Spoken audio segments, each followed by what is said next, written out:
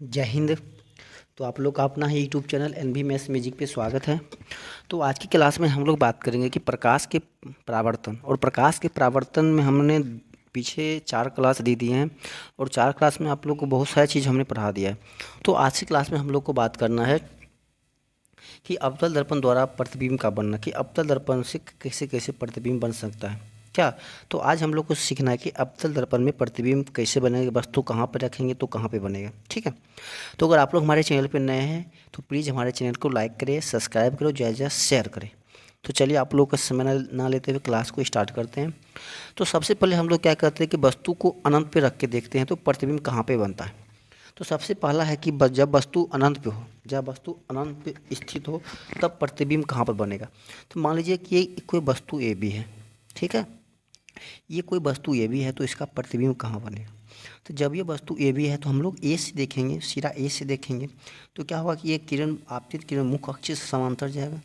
जब मुख्य अक्ष के समांतर जाएगा, और हमने आपको बताया था पीछे की क्लास में कि जब कोई आपतित किरण मुख्य अक्ष के समांतर जाती है तो दर्पण से टकराने के बाद जो परावर्तित होती है तो वह मुख्य फोकस से होकर गुजरती है।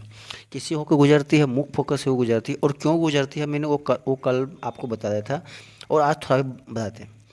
प्रकाश का प्रवर्तन के नियम में जब आप लोग पढ़े होंगे तो आप लोग को पता होगा कि अभिलंब से, ये मान लीजिए कोई समतल दर्पण है, तो हमने बताया था कि अगर कोई आपतित किरण अभिलंब से जितना डिग्री कोण पे आएगा उतना ही डिग्री कोण के साथ वह परावर्तित भी होगा।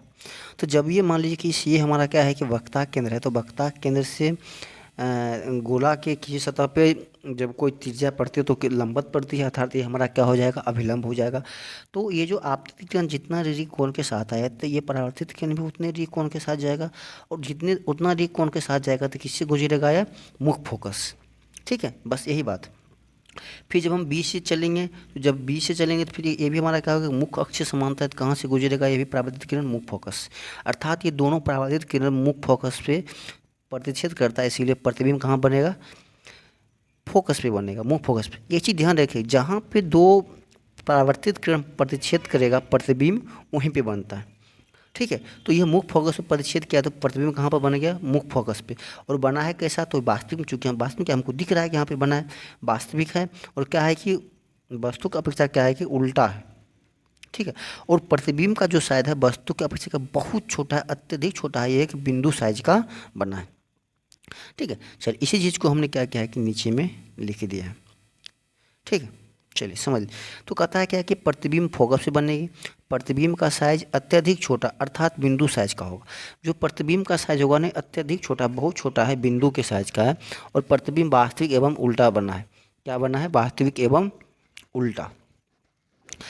देखिए यहाँ से देखिए ऑब्जेक्टिव कैसे पूछा, अगर पूछा जाए कि अगर वस्तु अनंत पे है तो प्रतिबिंब कहाँ पर बनेगा, फोकस पे बनेगा। तो प्रतिबिंब का साइज कैसा होगा, तो अत्यधिक छोटा होगा। और प्रतिबिंब की प्रकृति क्या होगा, तो वास्तविक एवं उल्टा होगा। ऐसा ही ऑब्जेक्टिव आएगा। तो आप लोग टेंशन, ये चीज़ ऑब्जेक्टिव का तो टेंशन आप लीजिए ही नहीं आप लोग, क्योंकि जब एक चैप्टर ख़त्म हो जाएगा तो इस चैप्टर के रिलेटेड आपको जितना भी ऑब्जेक्टिव होगा सब आपको बताया जाएगा। ठीक है। तो जिस समय में जो चीज़ पढ़ रहे हैं सिर्फ आप लोग उस पर फोकस कीजिए।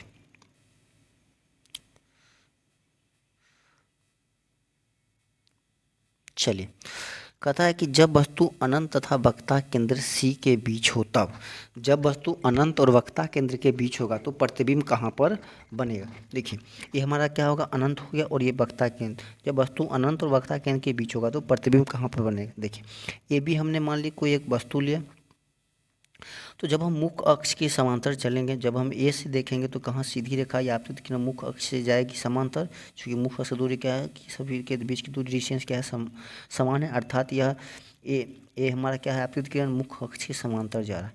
जब मुख्य अक्ष के समांतर जा रहा है तो परावर्तित कहाँ से होगा, मुख्य फोकस से होगा। चल अब हम लोग क्या करते हैं, एक बार वक्ता केंद्र से देखते हैं। जब वक्ता केंद्र से देखेंगे अर्थात वक्ता केंद्र हमारा क्या है, सी है।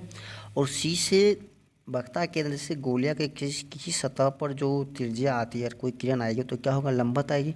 जब लंबवत आएगी अर्थात कोई अगर आपतित किरण अभिलंब के साथ 0 डिग्री कोण के साथ आएगा तो वह भी क्या होगा, 0 डिग्री कोण के साथ ही परावर्तित होगा, होगा कि नहीं। चलिए यही चीज़ हमको बताना था। तो जीरो डिग्री कोण के साथ ही आएगा, ठीक है। चलिए, तो ये हमारा क्या बढ़ता है, केंद्र से नहीं गुजर जाएगा। तो ये दोनों परावर्तित किरण कहाँ पे प्रतिच्छेद किया है, तो ए डैश पर, इसीलिए प्रतिबिंब, या सॉरी वहाँ प्रतिबिंब क्या होगा, ए डैश और बी डैश। प्रतिबिंब हमारा क्या बन जाएगा, ए डैश और बी डैश। ए बी का प्रतिबिंब हमारा क्या हो गया, ये जो ए बी का प्रतिबिंब ए डैश बी डैश। और कैसा बना है, तो प्रतिबिंब बना है, वास्तविक बना है, और क्या है कि वस्तु से छोटा है, उतना छोटा नहीं, बस वस्तु से थोड़ा छोटा है, और प्रतिबिंब सी और एफ के बीच बना है। तो हम लोग क्या कि इसी चीज़ को यहाँ पर लिख दिए हैं, आप लोगों को समझ में भी आ जाएगा। चलिए, कहता है कि प्रतिबिंब एफ तथा सी के बीच बना है, तो प्रतिबिंब कहाँ बना है, एफ तथा सी के बीच बना है। प्रतिबिंब का साइज छोटा बना है, तो प्रतिबिंब क्या है, वस्तु की अपेक्षा छोटा बना है। प्रतिबिंब वास्तविक एवं उल्टा बना है, तो वास्तविक एवं उल्टा, वस्तु से अपेक्षा क्या है कि उल्टा है, ठीक है। चलिए, अब हम लोग बात करते हैं 3 नंबर की। तो मैं कहता है कि जब वस्तु सी पर स्थित हो, तब जब वस्तु सी पर स्थित हो तो प्रतिबिंब कहाँ पर बनेगा, जब वस्तु सी पर हो, अर्थात ए भी वस्तु है, फिर हम लोग मुख्य अक्ष के समांतर चलेंगे तो परावर्तित किरण फोकस से होकर आएगी, और फोकस से जब हम लोग चलेंगे तो परावर्तित किरण मुख्य अक्ष से समांतर आएगी, अर्थात यह बिंदु कहाँ पर छेद कर रहा है, ए डैश पर। तो हमारा फिर प्रतिबिंब क्या हो जाएगा, ए बी का ए डैश और बी डैश, और प्रतिबिंब कहाँ पे बन रहा है, सी पे बन रहा है, और कैसा बन रहा है, समान साइज का बन रहा है, और वास्तविक एवं उल्टा बन रहा है। क्या बन रहा है, वास्तविक एवं उल्टा। तो इसी चीज़ को हमने क्या किया कि यहाँ पर एक्सप्लेन कर दिए। चलिए, देखिए, प्रतिबिंब सी पर बन रहा है, तो प्रतिबिंब सी पर बन रहा है। प्रतिबिंब का साइज समान है, बराबर है, प्रतिबिंब का साइज क्या है, समान है, जितना जितना बड़ा वस्तु उतना बड़ा है क्या है, प्रतिबिंब है। प्रतिबिंब वास्तविक एवं उल्टा बना है, तो प्रतिबिंब वास्तविक एवं उल्टा ही बना है। चलिए, अब 4 नंबर कहता है क्या, 4 नंबर कहता है कि जब वस्तु सी तथा एफ के बीच हो, जब वस्तु सी तथा एफ के बीच हो तो प्रतिबिंब कहाँ बनेगा, जब वस्तु सी तथा एफ के बीच हो तो प्रतिबिंब कहाँ पर बनेगा, तो ये आपतित किरण फिर मुख्य अक्ष से समांतर आएगी, तो फोकस से होकर जाएगी। और एक बार फिर हम लोग केंद्र से देखेंगे, तो फिर जब ये वस्तु केंद्र से आपतित होगा तो परावर्तित भी केंद्र पर ही होगा, अर्थात ये दोनों परावर्तित किरण बिंदु ए पर क्या कर रहा है कि प्रतिच्छेद कर रहा है। जब ए पे प्रतिच्छेद कर रहा है तो फिर प्रतिबिंब क्या बन गया, ए डैश और बी डैश।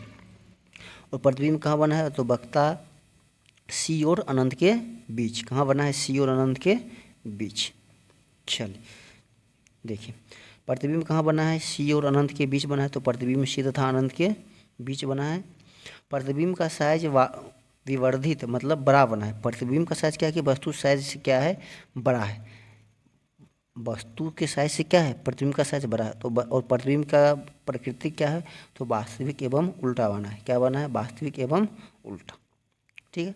चलिए, अब हम लोग बात करते हैं 5 नंबर पे। 5 नंबर कहता है क्या कि जब वस्तु फोकस पर स्थित हो, तब जब वस्तु फोकस पे स्थित होगा, एफ पे स्थित है, तो प्रतिबिंब कहाँ पे बनेगा। देखिए, जब वस्तु फोकस पे स्थित है तो फिर मुख्य अक्ष से समांतर किरण जाएगी। जब ए से देखेंगे, जब ए से देखेंगे तो कहाँ पे जाएगी, मुख्य अक्ष पे जाएगी, तो कहाँ से गुजरेगी, और फोकस से गुजरेगी। फिर जब वक्ता केंद्र से देखेंगे, तो फिर जब वक्ता केंद्र से जब आपतित किरण जाएगा तो परावर्तित भी क्या होगा, वक्ता केंद्र से जाएगा। तो ये प्रतिबिंब देखिए आगे चलते रहेगा, कहाँ पे मिलेगा कोई पता नहीं, अनंत पे जाकर के यह बनेगा, अनंत पे जाके बनेगा। कहाँ पे प्रतिबिंब बनेगा, अनंत पे बनेगा। और कैसा बनेगा, तो उल्टा ही बनेगा, लेकिन क्या होगा कि वस्तु की अपेक्षा बहुत बड़ा होगा।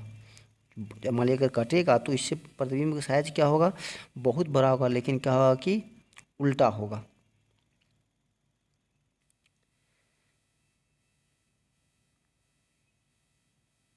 चलिए, ये लिखा हुआ नहीं है, हम तो यहाँ पर लिख देते हैं।